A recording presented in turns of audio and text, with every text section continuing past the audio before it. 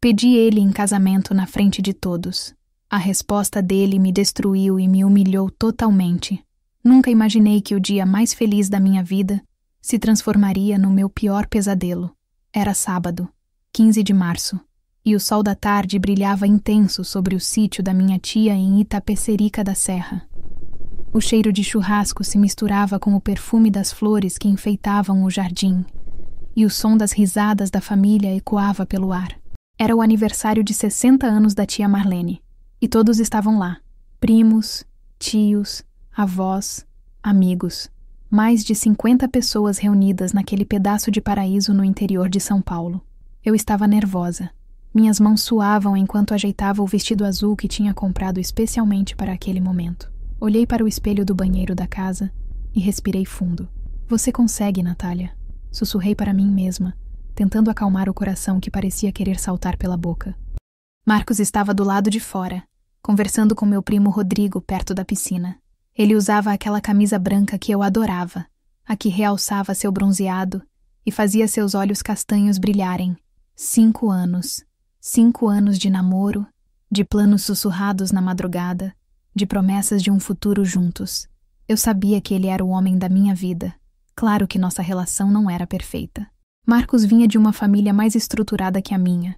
O pai dele tinha uma concessionária na zona sul de São Paulo, e eles moravam num apartamento em Moema. Eu, por outro lado, cresci em Taboão da Serra, numa casa simples com minha mãe e meu irmão mais novo. Trabalhava como assistente administrativa numa empresa de contabilidade, ganhando o suficiente para me manter, mas longe do padrão de vida dele. Às vezes, sentia que Marcos se envergonhava de mim. Ele nunca me levava aos eventos da empresa onde trabalhava, nunca me apresentava aos amigos da faculdade de administração que havia cursado na FGV.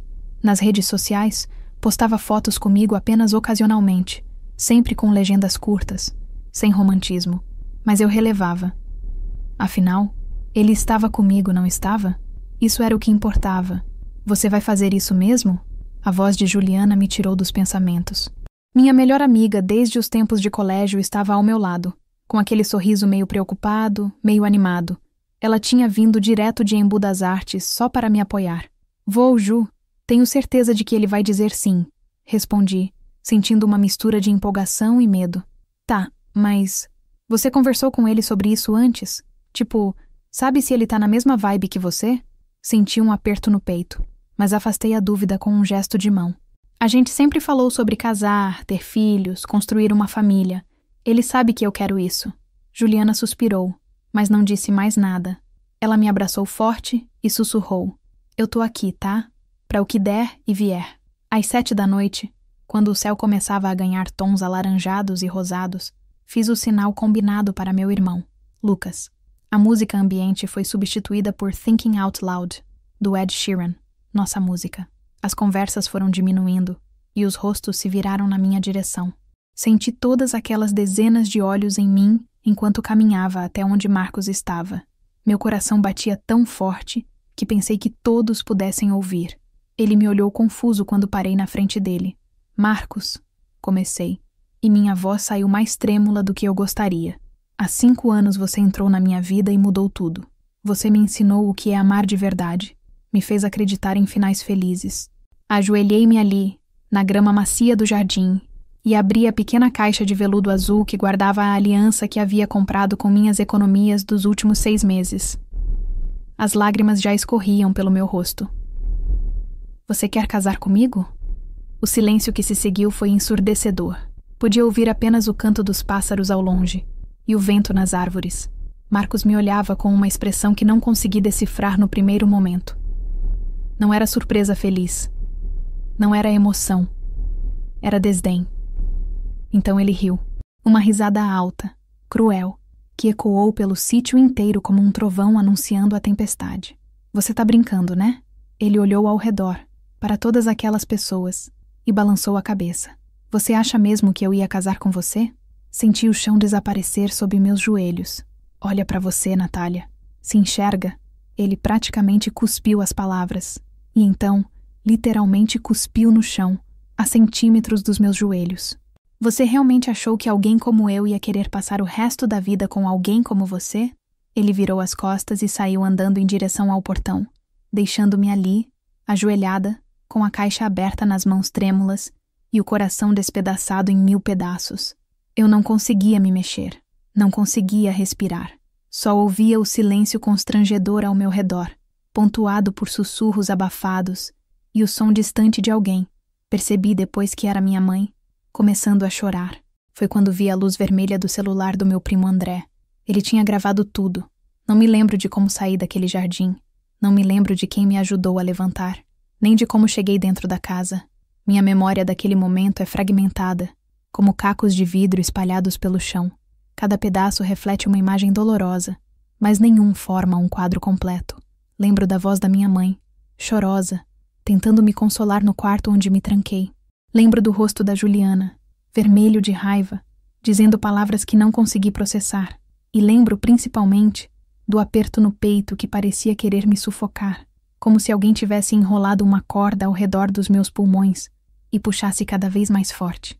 Passei a noite inteira acordada, deitada na cama do quarto de hóspedes do sítio, olhando para o teto escuro.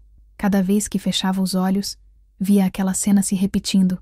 Eu ajoelhada, ele rindo, o cuspe no chão. A humilhação queimava como ácido nas minhas veias. No domingo de manhã, quando finalmente tive coragem de ligar meu celular, vi o estrago. O vídeo já tinha mais de 50.000 visualizações.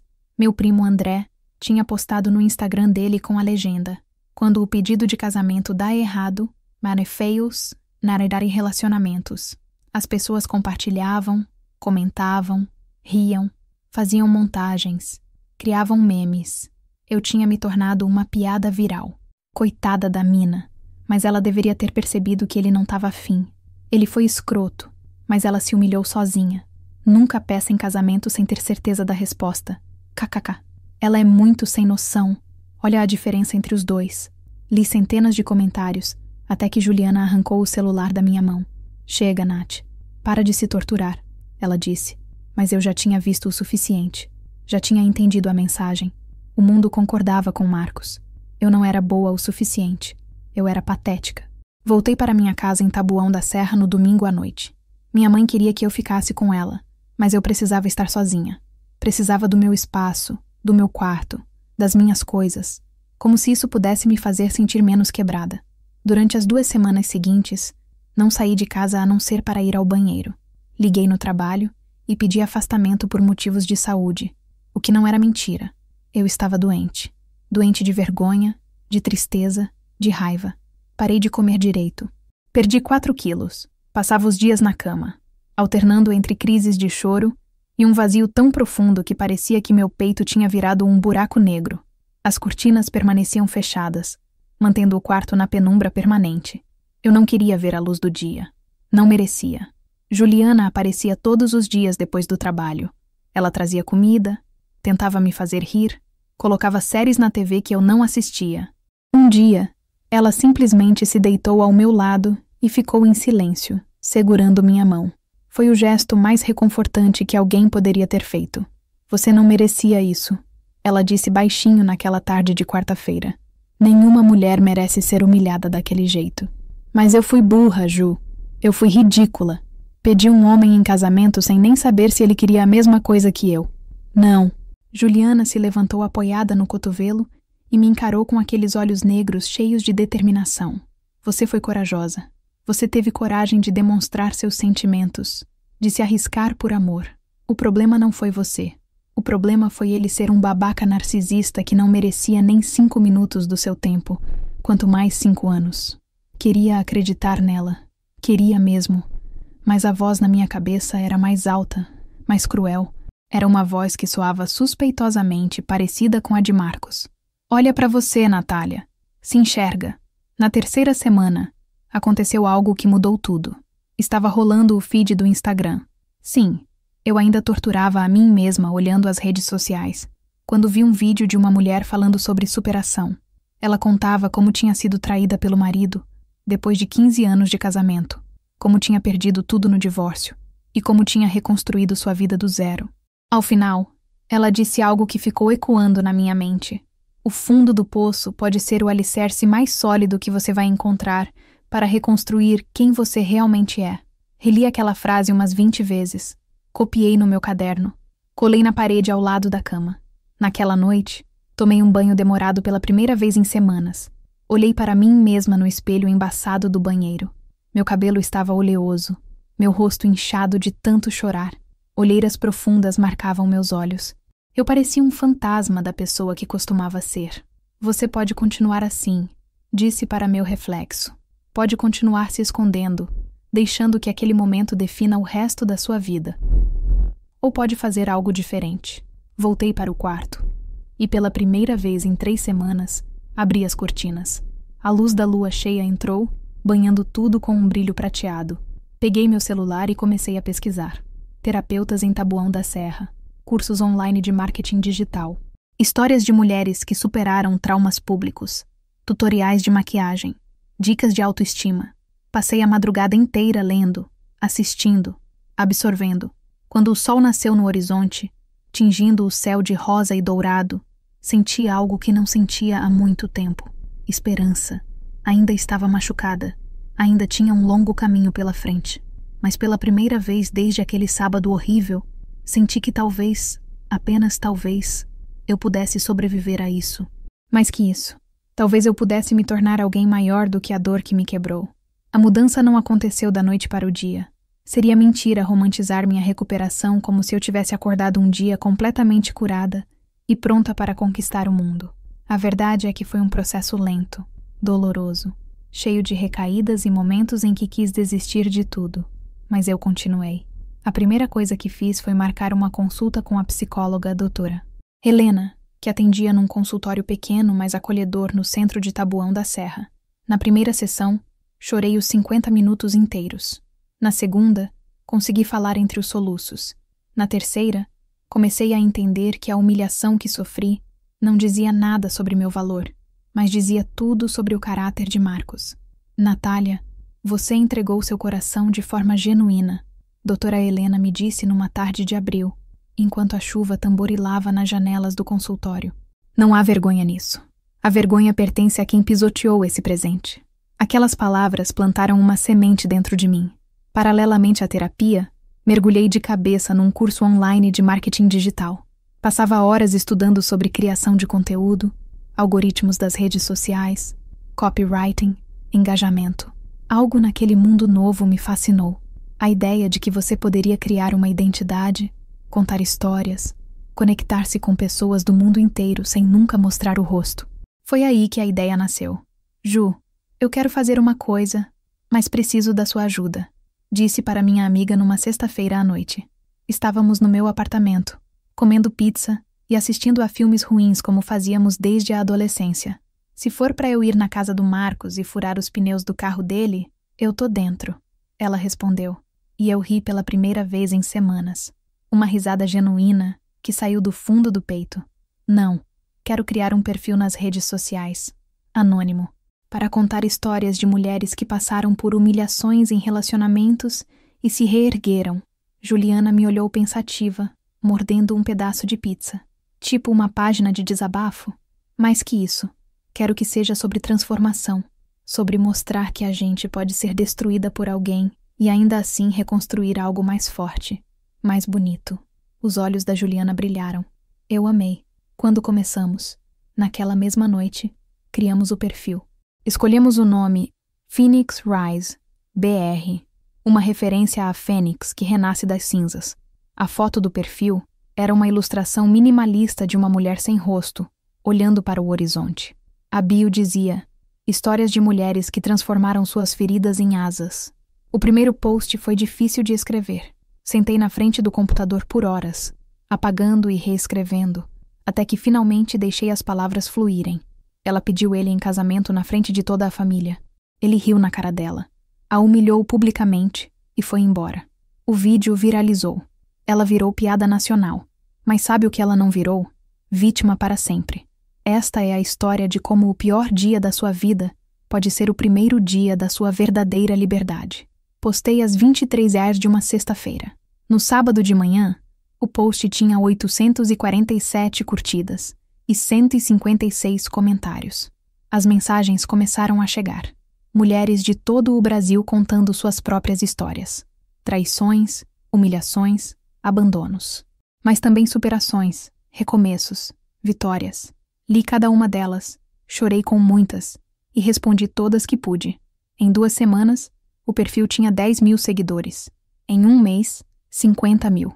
As histórias que eu postava, sempre anônimas, sempre protegendo a identidade de quem compartilhava, ressoavam com milhares de pessoas. Comecei a postar também dicas de autoestima, frases motivacionais, reflexões sobre relacionamentos abusivos e amor próprio. Fiz parcerias com outras páginas feministas e de empoderamento. O perfil crescia exponencialmente. Enquanto isso, eu também me transformava fisicamente. Cortei o cabelo num long bob moderno, tingi-lo de um castanho mais escuro com reflexos acobreados. Comecei a fazer exercícios em casa, seguindo vídeos no YouTube. Renovei meu guarda-roupa com peças que me faziam sentir poderosa. Nada de ostentação, mas roupas que combinavam comigo, que refletiam quem eu estava me tornando. Voltei ao trabalho no início de maio. As pessoas olhavam para mim de forma estranha no primeiro dia, alguns com pena, outros com curiosidade mórbida. Mas eu mantive a cabeça erguida. Fiz meu trabalho com excelência. Não dei munição para fofocas. Você tá diferente, minha chefe, Dona Carmen, comentou uma tarde. Mas, forte. Estou me reconstruindo. Respondi simplesmente. Em junho, 3 meses após a humilhação, o perfil Phoenix Rise BR tinha 200.000 seguidores. Comecei a receber propostas de parcerias com marcas, convites para podcasts, que recusei mantendo meu anonimato, e mensagens diárias de mulheres dizendo que minha página tinha mudado suas vidas. Mas a mensagem que realmente me pegou de surpresa chegou numa terça-feira à noite. Era de um número desconhecido, no direct do Instagram do meu perfil pessoal, que eu praticamente não usava mais. Natália, sou eu, Marcos. Precisamos conversar. Eu errei. Me dá uma chance de explicar. Meu coração disparou. Li e reli a mensagem umas 20 vezes. Bloqueei imediatamente e joguei o celular no sofá como se ele queimasse minhas mãos. Ele não tem coragem. Sussurrei para o quarto vazio. Foi Juliana quem me contou, 2 dias depois, o que estava acontecendo. Marcos tinha sido demitido da startup onde trabalhava. A empresa tinha falido após um escândalo financeiro. Ele estava morando num apartamento menor, tendo que vender o carro importado, e postava nas redes sociais frases melancólicas sobre arrependimentos e pessoas que deixamos ir embora. Ele tá desesperado, Juliana disse, com um sorriso malicioso. E imagina se ele soubesse que a mulher que ele destruiu agora tem uma legião de 200.000 pessoas que a seguem. Foi nesse momento que uma ideia começou a se formar na minha mente. Uma ideia ousada, arriscada, mas perfeitamente justa. Se Marcos queria uma segunda chance, ele teria, mas nos meus termos. E ele nem faria ideia de que a mulher que estava prestes a dar essa chance era exatamente aquela que ele jurou nunca ter amado. A ideia era arriscada. Parte de mim sabia disso, mas outra parte, aquela que ainda carregava a ferida aberta da humilhação, precisava daquilo. Não era sobre vingança no sentido cruel da palavra. Era sobre justiça. Era sobre ele entender, nem que fosse por um breve momento, o que significava estar do outro lado. Passei uma semana inteira planejando cada detalhe com Juliana. Sentávamos no meu apartamento até altas horas da madrugada, tomando chá de camomila e traçando estratégias como se fôssemos generais preparando uma batalha. Você tem certeza disso, Nath? Juliana me perguntou numa dessas noites, enquanto anotávamos os passos do plano num caderno. Tipo, certeza mesmo? Porque uma vez que você fizer isso, não tem volta. Olhei para ela, sentindo a determinação pulsar nas minhas veias. Tenho certeza. Ele precisa saber o que fez. Precisa sentir, nem que seja uma fração do que eu senti. O plano era simples, mas requeria precisão. Através do perfil Phoenix Rise BR, eu entraria em contato com Marcos oferecendo uma oportunidade de reabilitação de imagem. O perfil tinha credibilidade suficiente agora. Entrevistávamos pessoas, contávamos histórias de superação, tínhamos parcerias com empresas de coaching e desenvolvimento pessoal. Criei uma persona, Amanda Reis, consultora de imagem e marca pessoal, dona do perfil APA Phoenix Rise Apapato BR. Usei uma foto de banco de imagens de uma mulher de costas, olhando para o horizonte. Preparei um portfólio falso, mas convincente. E então, mandei a mensagem. Olá, Marcos. Sou Amanda Reis, da Phoenix Rise BR. Acompanhamos sua trajetória nas redes sociais e acreditamos que você tem potencial para uma grande virada de imagem. Gostaria de marcar um encontro para discutirmos uma possível parceria? Sem custos iniciais, apenas uma conversa. A resposta veio em menos de 2 horas. Amanda, que honra. Claro que sim. Quando e onde? Sorri ao ler aquilo. Ele estava desesperado. Perfeito. Marcamos para uma sexta-feira à noite, no Terraço Itália, um restaurante sofisticado no centro de São Paulo. Escolhi propositalmente um lugar caro, onde Marcos se sentiria confortável, onde ele acharia que estava lidando com alguém do nível dele. Passei os dias seguintes me preparando. Fui a um salão em Pinheiros e pedi para a cabeleireira fazer uma transformação completa. Ela clareou meu cabelo para um loiro acinzentado elegante, fez um corte assimétrico moderno. Comprei um vestido preto justo, mas elegante, sapatos de salto que me deixavam 10 centímetros mais alta e óculos escuros estilosos. Na quinta-feira à noite, testei o visual completo na frente do espelho. A mulher que me encarava de volta era irreconhecível. Não era mais a Natália insegura que se ajoelhou naquele sítio em Itapecerica da Serra. Era alguém novo, alguém forte, alguém que Marcos nunca imaginou que eu poderia me tornar. Caralho, Juliana sussurrou quando me viu. Eu sou sua melhor amiga há 15 anos e eu mal te reconheci. Perfeito, respondi, sentindo uma mistura de nervosismo e excitação. A sexta-feira chegou. Peguei um Uber até o Terraço Itália às 19h30. Meu coração batia acelerado, enquanto o elevador subia os 40 e poucos andares até o restaurante. A vista de São Paulo ao anoitecer era deslumbrante, milhares de luzes piscando como estrelas terrestres. Marcos já estava lá, sentado numa mesa próxima à janela. Ele usava um terno azul marinho, provavelmente o mesmo que usava para entrevistas de emprego, e tinha o cabelo penteado com gel. Parecia nervoso, ajeitando o relógio no pulso repetidamente. Respirei fundo, coloquei os óculos escuros e caminhei até a mesa com toda a confiança que consegui reunir. Marcos, disse, estendendo a mão com um sorriso profissional. Ele se levantou rapidamente, quase derrubando a taça de água. Amanda! Prazer! Prazer enorme! Apertou minha mão com força exagerada, aquele aperto de quem quer impressionar. Sentei-me, mantendo os óculos escuros no rosto. A iluminação fraca do restaurante ajudava. Obrigada por aceitar o convite. Imagina, a honra é toda minha. Eu sigo o trabalho de vocês há um tempo. É muito inspirador o que você faz, ajudando pessoas a se reerguerem. A ironia era tão grande que quase ri. É exatamente sobre isso que quero conversar. Vi que você passou por alguns desafios recentemente. Perda de emprego, mudanças na vida pessoal. Ele suspirou, assumindo uma postura de vítima. Foi um período muito difícil, Amanda. A startup faliu por má gestão dos outros sócios, sabe? Eu sempre fui o mais responsável, mas acabei sendo arrastado junto. E... bem, também terminei um relacionamento tóxico recentemente. Tóxico. Ele chamou nosso relacionamento de tóxico. Entendo, disse mantendo a voz neutra. E como você lidou com o fim desse relacionamento? Ah, foi libertador, na verdade. A pessoa era muito dependente. Não tinha ambição, sabe? Queria me prender num futuro medíocre. Ele tomou um gole do vinho que havia pedido. Às vezes precisamos ser honestos, né? Mesmo que doa. Minha mão apertou a taça de água com tanta força que pensei que fosse quebrá-la. Mas mantive o sorriso no rosto. Honestidade é importante mesmo, concordei. Mas me conte, Marcos, você não sente que poderia ter sido mais gentil? Na forma como terminou? Ele deu de ombros. Talvez.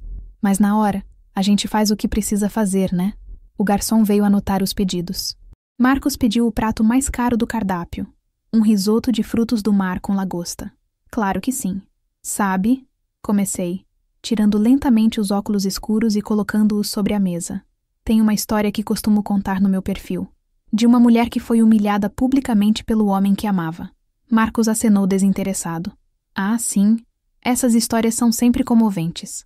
Especialmente essa. Porque o homem não apenas recusou o pedido de casamento dela.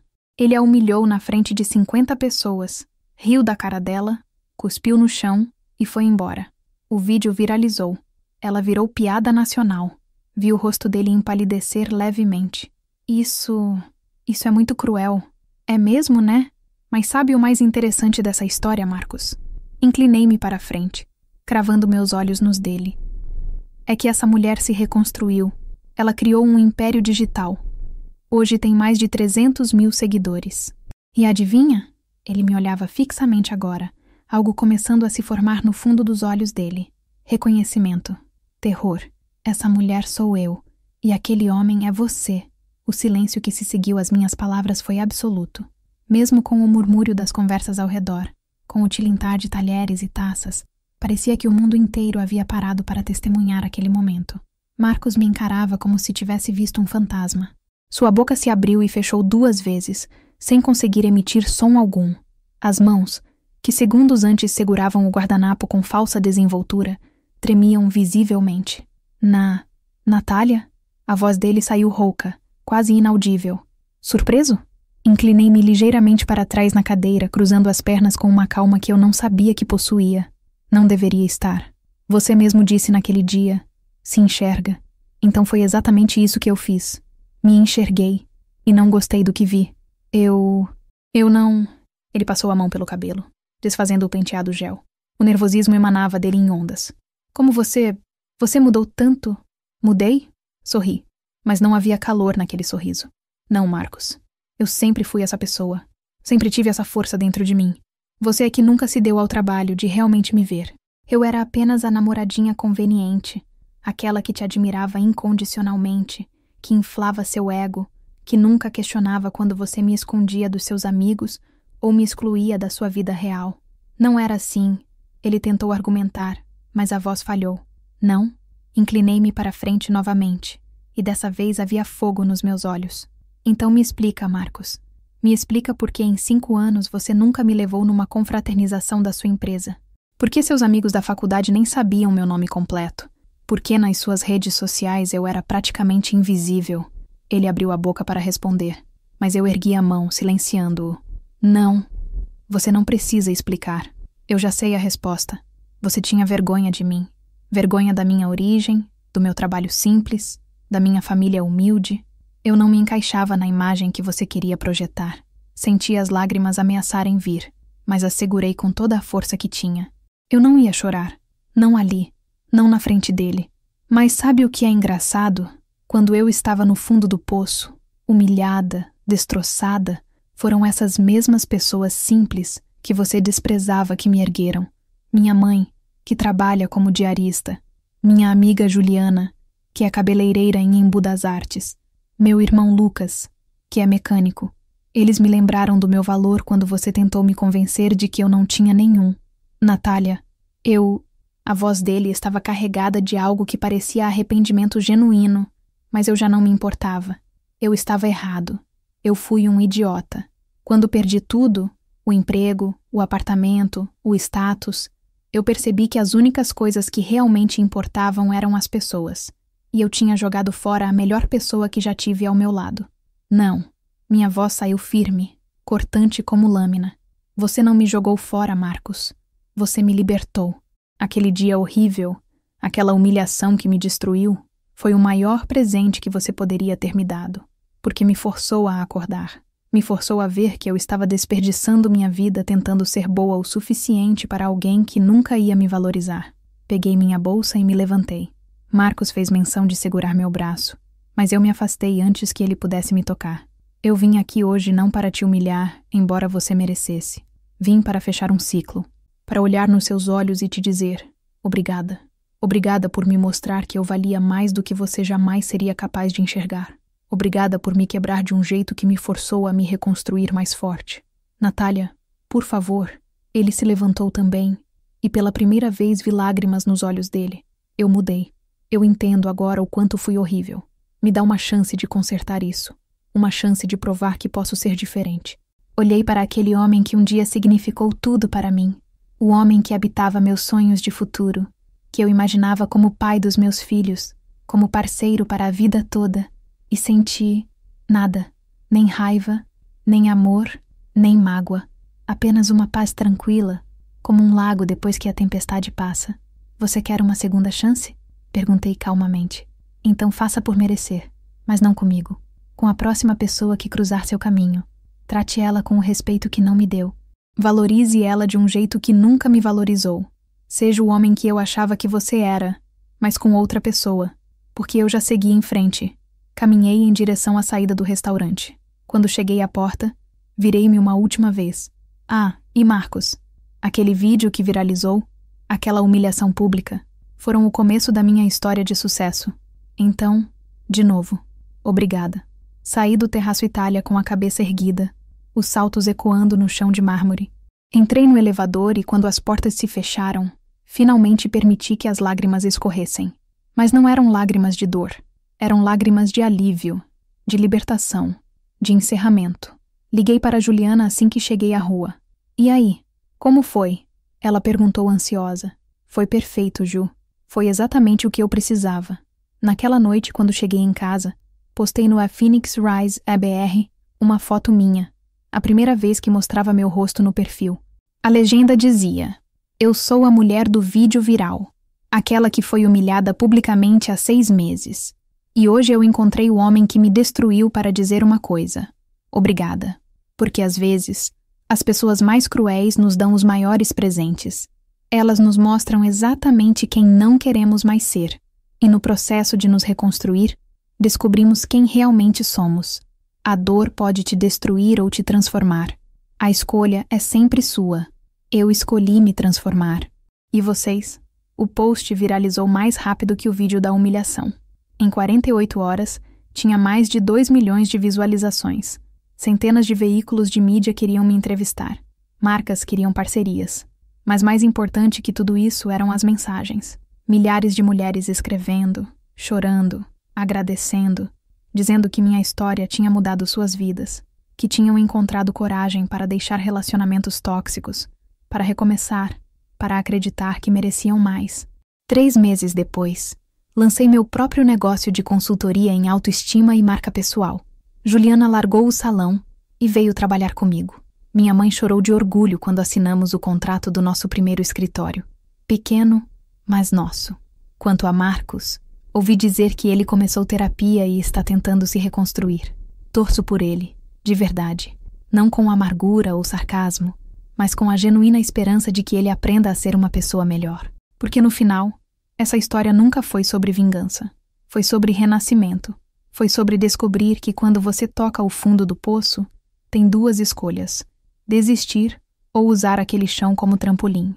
Eu escolhi voar e descobri que Fênix não é aquela que nunca cai. Fênix é aquela que, depois de virar cinzas, tem a coragem de renascer. Fim. Obrigada por assistir até o final. Você gostou da história? Deixe um comentário. Quero saber o que você achou. Não se esqueça de deixar seu like e se inscrever agora para receber mais relatos emocionantes que você não vai querer perder.